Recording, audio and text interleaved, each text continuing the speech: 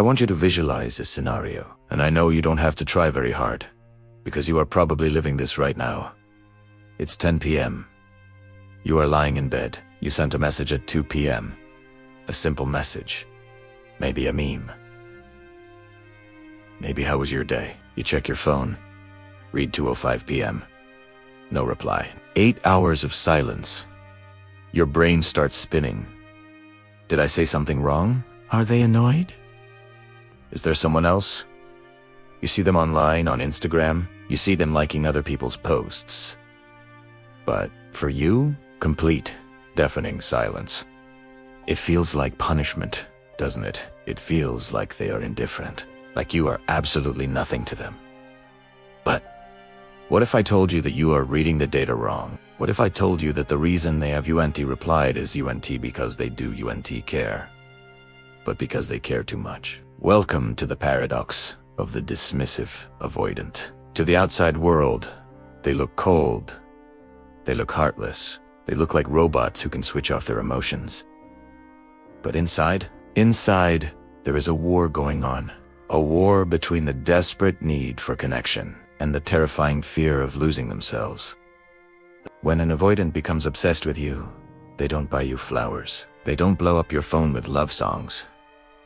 No, they freeze. They pull away. They build a wall. In this video, we are going to walk behind that wall. I am going to show you the 5 secret signs of avoidant obsession. These are signs they are desperately trying to hide from you, and even from themselves. We are going to tell the story of Liam the avoidant and Emma the partner to show you exactly how this plays out in real life. If you have ever felt crazy because of someone's silence, this video is going to give you your sanity back. Before we get to the signs, you need to understand the why. Why would someone who likes you run away from you? It defies logic. Imagine a child, let's call him Liam. When Liam was small, he cried for his mother, but his mother was busy, or stressed, or cold. She didn't come. Liam cried louder. Still, nobody came. Eventually, Liam's brain learned a brutal lesson. Needing people hurts. Relying on people leads to rejection. If I want to be safe, I must be an island. Fast forward 20 years. Liam meets Emma. Emma is amazing. She's warm, she's loving. Liam starts to fall for her. And suddenly, that old alarm bell from childhood goes off. Danger. You are needing her. You are becoming dependent. She is going to hurt you. So, the avoidant obsession doesn't look like passion. It looks like anxiety. They start thinking about you all day, and that thought terrifies them. So they use deactivation strategies, mental tricks to turn off their feelings. But feelings are like water. You can build a dam, but the pressure builds up. And eventually, it leaks out. Here is sign number 1. Sign number 1 is called orbiting. Let's look at Liam and Emma. Liam broke up with Emma 2 weeks ago. He said, "I'm just not ready for a relationship right now. I need space." Emma is heartbroken. She respects his space. She stops texting. But then, she posts a story on Instagram. Who is the first person to view it? Liam. She posts a picture of her coffee. Liam likes Italiano. She posts a sad song. Liam doesn't comment, but he watches it 3 times. Why? If he wanted space, why is he hovering? This is the safe distance paradox. An avoidant is like a cat. If you chase the cat, it runs. But if you sit still and ignore the cat, it gets curious. It comes back and rubs against your leg. Liam is orbiting because he is obsessed with knowing. Is she still mine?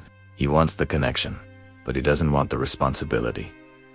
Watching your story is safe intimacy. He gets to see you, hear your voice, and feel close to you without the risk of you asking him for something. It's his way of keeping a digital leash on you. As long as he watches, he feels like you haven't moved on. The dead giveaway.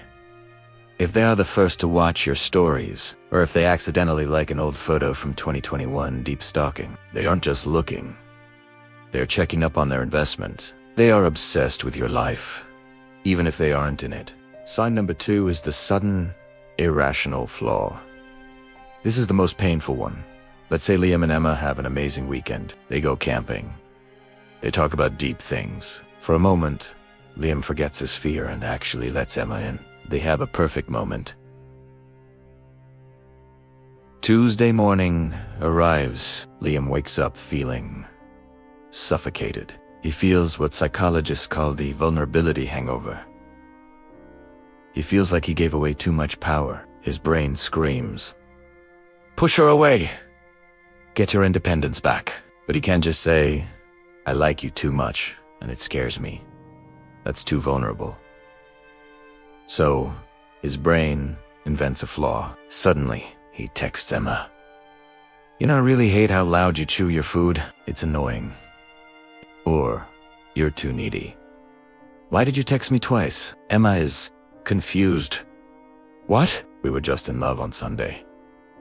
This is devaluation. When an avoidant becomes obsessed with you, the feelings get too intense. To cool those feelings down, they have to focus on your negatives. They force themselves to focus on your flaws to convince themselves that they do unneed you. If someone switches from hot to cold immediately after a moment of intimacy, take it as a compliment. It means the intimacy was real. It means you pierced their armor, and now they are panicking. The anger isn't about you. It's about their own loss of control. Sign number 3 is the subliminal message. Avoidants are terrible at direct communication. Saying, "I miss you," feels like handing you a loaded gun. They think you will use it against them. So, they communicate in code. Let's go back to Liam. He hasn't spoken to Emma in 3 weeks. He is miserable. He thinks about her every day. Does he text her? No. Instead, he updates his WhatsApp status. He posts a song, maybe Wicked Game or something about solitude. He posts a quote from a movie they watched together. He posts a photo of a burger place Emma loves. He is broadcasting to an audience of 1. He is praying that Emma sees it and decodes the message. Why? Because if Emma texts him, Tine is safe.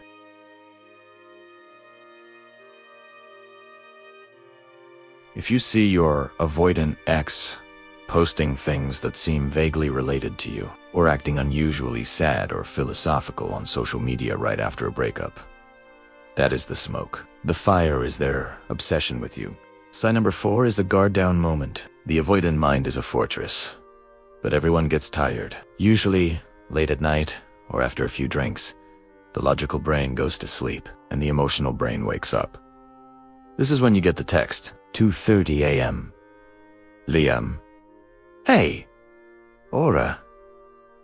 I found that book you wanted. Or just a missed call that rings once. Your heart jumps. You reply the next morning at 9 a.m. Hey, what's up? Silence. No reply for 2 days. Or a very cold reply. Nothing. Just dialed you. What happened? The vulnerability hangover happened. In that weak moment at 2 a.m., the obsession won. He needed to reach out. But when he woke up sober, the shame hit him. Oh God, I looked weak. I chased her. So he puts the wall back up, twice as high. Do not be fooled by the morning coldness. The 2 a.m. text was the truth. The morning silence is the mask. Sign number 5. They come back when you let go. This is the ultimate sign. Avoidants operate on the fear of engulfment, being trapped, versus the fear of abandonment. When you are chasing them, they feel engulfed. They run. But when you finally stop, when you post a picture looking happy, when you stop watching their stories, when you accept that it's over, suddenly, Liam feels the abandonment. And that is the only thing stronger than his fear of intimacy. Suddenly, you are safe again because you aren't demanding anything. And you're valuable again because he is losing you. And that is when the text comes. Hey, long time no see. So, what is the solution? If you recognize these signs, if you see the orbiting, the devaluation, the indirect signals to have a choice. You can continue this dance. You can accept the breadcrumbs, or you can understand that obsession is not love. Liam is obsessed with you because you are a puzzle he can't solve, and a comfort he is scared to lose. But he isn't loving you. He is using you to regulate his own anxiety. The most powerful thing you can do with an avoidant who is secretly obsessed with you is to do nothing. Let them sit in their obsession. Let them feel the weight of your absence. Sometimes, that is the only thing that wakes them up enough to realize, I do just want to watch her story. I want to be in it. And if they don't wake up, then you walk away. Not as a game, but because you deserve a love that doesn't hide in the shadows.